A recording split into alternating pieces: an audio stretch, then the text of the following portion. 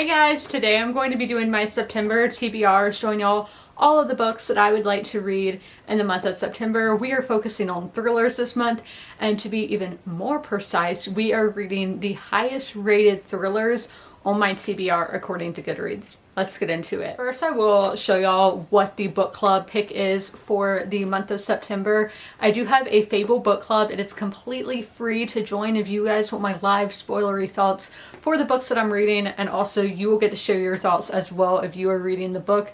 And this month we are focusing on Wild Dark Shore by Charlotte McConaughey, which is so popular this year. It is a new release. This is my second time reading a book by this author. Now let me tell y'all what this is about. So this is set kind of in the near future when climate change is having its impact on the world. We have this family who live on this island that the closest landmass is Antarctica. They are at the bottom of the world. But what is so special about this island? So there was a research base for years, but a lot of people have left because the island is shrinking because of the rising sea levels. But on this island is a seed bank that is owned by the United Nations. Now, what is a seed bank? That is where every country in the world will send seeds to in case some catastrophic event happens and humans, need life, because that's what seeds are. They grow, and that they will need fruits, vegetables, whatever. So the seed bank is very important, especially in the time that our characters are living in. Now, as I told y'all, there's a family there, a father and his 3 children. Now, one day a woman mysteriously washes ashore. Where could she have come from? Nobody knows, because they do have ships that come every 6 months to bring food and, all the things that you would need to live on basically a deserted island. And then the others, would just be so far out. So nobody knows where she came from. There's a mystery around her. And maybe everything with the family might not be as it seems. So this is what we will be reading in the month of September. Next, with these two, I'm not really sure what they're about, but they are favorites on the internet. So first I have to show you is A Good Girl's Guide to Murder by Holly Jackson. This one also has a Netflix show, so you can read this and then watch the show, or vice versa, because some people are like that, which I don't know how y'all do that. I have done it, so I can't really judge. But this one, I think this popular high school girl was murdered by her boyfriend, who then killed himself. It was all anyone could talk about, and 5 years later, Pip sees how tragedy still haunts her town. So Pip goes in and decides to re-examine the closed case, because she doesn't think everything with that case is as it seems. She doesn't think what, the police said happened. She doesn't believe that's what really happens. She goes to investigate, and she soon discovers a trail of dark secrets that might actually prove Sal, the boyfriend, was innocent. The line between past and present begins to blur. Someone in Fairview doesn't want Pip digging around for answers, and now her own life might be in danger. And I'm pretty sure this is a series as well. Yeah, it looks like it could be a trilogy. Next one is one that I get recommended all the time. I think a lot of casual readers, I would say, people would just read for fun, which that's fantastic. I love that people can do that, because I'm somebody who has to analyze everything. But this one is a very commercial success. We do have a show or movie with Amanda Seyfried and Sydney Sweeney coming out, and I'm talking about The Housemaid by Frida McFadden. And yes, I do have this sticker on here because it is on Kindle Unlimited. But this one, let's see. I don't even know what it's about. I know this one is a series as well, but it's so popular and I don't know anything about it, but I did want to read it before the show comes out. This one says, every day I clean the Winchesters' beautiful house top to bottom. I pick up their daughter from school and I cook a delicious meal for the whole family before heading up to eat alone in my tiny room on the top floor. I try to ignore how Nina makes a mess just to watch me clean it up, how she tells strange lies about her own daughter, and how her husband Andrew seems more broken every day. But as I look into Andrew's handsome brown eyes, so full of pain, it's hard not to imagine what it would be like to live Nina's life. The walk-in closet, the fancy car, the perfect husband. I try on one of Nina's pristine white dresses once, just to see what it's like, but she soon finds out, and by the time I realize my attic bedroom only locks from the outside, it's far too late. But I reassure myself, the Winchesters don't know who I really am. They don't know what I'm capable of. Oh my gosh, that sounds crazy. I'm shook. I feel like this is going to be really psychological with both Nina and whoever the main character's name is, because it is told in first person. Oh my gosh, that does sound really intriguing. I can definitely see why this is popular. This one is one that I was honestly kind of shocked that it is one of the highest rated thrillers on my TBR. I'm talking about The Power of the Dog by Dawn Winslow. This is such a random one. Like, compared to all these, this is the one that does not really fit in. But when I was watching Narcos, and I loved Narcos, the Colombia one with Pedro Pascal, and I was about to say Steve Murphy, but that's the guy's real, like, the character's name, you know, he's a real life guy. I'm not remembering that actor's name, but I loved that show. So when I was looking for books, you know, kind of about the cartel, even books that take place in Colombia, which, I mean, Gabriel Garcia Marquez, love his books. But this is a series that came up, but the book that was really, like, about the like Colombia cartels, that one I think is the second book in the series. So all these are like series, which is very fascinating. Like, when I think thrillers, I don't really think series, so maybe this is like a new trend that people are doing series. But this one is about a DEA agent. So Art Keller is an obsessive DEA agent. The Barrera brothers run a drug empire. Nora Hayden is a jaded teenager who becomes a high-class hooker. Father Parada is a powerful and incorruptible Catholic priest. Callahan is an Irish kid from Hell's Kitchen who grows up to be a merciless hitman. That's a wild cast of characters.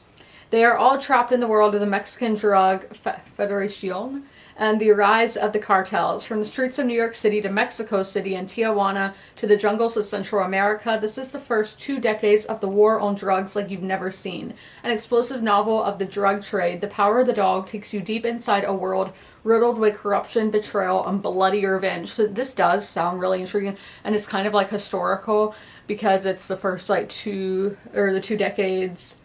first 2 decades of the war on drugs. So, you know, kind of doing a throwback there, but again, very different from all the other books on our list this month. Now, I am still adding a nonfiction and a graphic novel to my TBR every month, and this nonfiction is very vintage. My grandmother gave it to me. She got it from Book of the Month back in the 60s. So yeah, Book of the Month has been around forever. My family has loved it for a very long time. So we love Book of the Month. So this is Kidnap, the story of the Lindbergh case by George Waller. And I think this does fit in perfectly with reading thrillers this month since this is a true crime story. But as you can see, this is a very old edition. I don't know what format I'm going to read it in yet. Also, this was my bookmark when I was in 3rd grade. But this is all about the Lindbergh case. So as you can see, like, here's the bookmark. Book of the Month has been sending bookmarks since the 60s. This one, I don't remember what year it is from.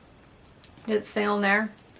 Yeah, I'm not seeing the year, but I'm sure it's somewhere. Yeah, this book is from 1961. So when my grandmother had this, she was younger than I am now, which is crazy. But the Lindbergh case, if you don't know what happened, so Charles Lindbergh is a famous pilot. I think he was like the first to fly. I don't know if he was first to fly across the Atlantic or fly across the world, but he was like one of the first people in aviation to do a lot of stuff. And he, you know, his relationship, his marriage was very like all in the tabloids, all in the paper. So they have a baby, and this baby's like the most famous baby in the world. And, you know, when people put their kids out there, even back then, it's very dangerous. So the kid gets kidnapped, and they don't know who did it, and it's this big mystery, but then they do find a body. And obviously, when this happened so long ago, forensics aren't what they are now. So there's a lot of questions. I mean, as I said, this was published in 61, so this is like 30 years after the crime. And even just thinking now, and we're, you know, almost 100 years from then, of if this case was investigated today, how would it have been done differently? My graphic novel is a children's book, which I have. This is one that I heard from Hying, who is a YouTube page that I love her videos. And I think she made a great point of when you read children's books of these like classic stories, you get, you know, a basic understanding, and that's what I want. I want a basic understanding, so when I do read books that are for adults about the ancient world, or Greek retellings, Roman retellings, whatever, you know, there's so many kinds of retellings, mythological retellings, I want to have some foundation on that, and a children's book is the great place to go, because this is very straight to the point for children to get an understanding of that story. So this month is going to be Jason and the Argonauts, the first great quest in Greek mythology by Robert Byrd. I do love the colors of this. I was able to get this secondhand, but look just at these illustrations. Yes, just a foundational piece for me to get an understanding of Jason and the Argonauts, because I honestly don't know much. I know like he wants that gold cloak that they think came from like this goat yak kind of creature in the Himalayas. So I you know, this was a foundational piece even for the Romans and everything. So I do think those kind of stories are so important to read. I had to save the big guns for last. This one is the highest rated thriller on my TBR according to Goodreads, and this is one that I've had a lot of people recommend me, you know, people in real life, friends recommending to me, and I'm just like, I don't know if I want to read from that author. Again, a very like commercial, casual reader author.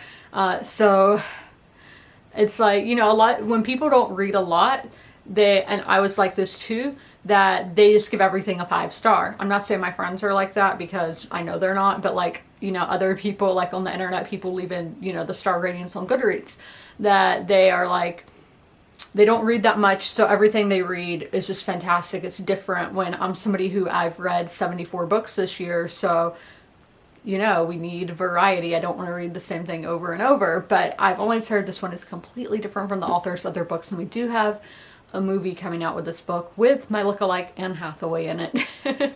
And that is Verity by Colleen Hoover. I did get this book for free at a little free library, and I was just like, yes, jackpot moment. Because when the books are very popular and I'm not sure if I'm going to like them or not, I don't want to pay full price. So when I can find it for free, and I found it at a little free library at St. Simon's Island, which favorite place in the world. But again, I have no idea what this book's about, so we're going to find out together. So Lowen Ashley is a struggling writer on the brink of financial ruin when she accepts the job offer of a lifetime. Jeremy Crawford, husband of best-selling author Verity Crawford, has hired Lowen to complete the remaining books in the successful series his injured wife is unable to finish. Lowen arrives at the Crawford home, ready to sort through years of Verity's notes and outlines, hoping to find enough material to get her started. What Lowen doesn't expect to uncover in the chaotic office is an unfinished autobiography of Verity never intended for anyone to read. Page after page of bone-chilling admissions, including Verity's recollections of the night her family was forever altered. Lowen decides to keep the manuscript hidden from Jeremy, knowing its contents could devastate the already grieving father.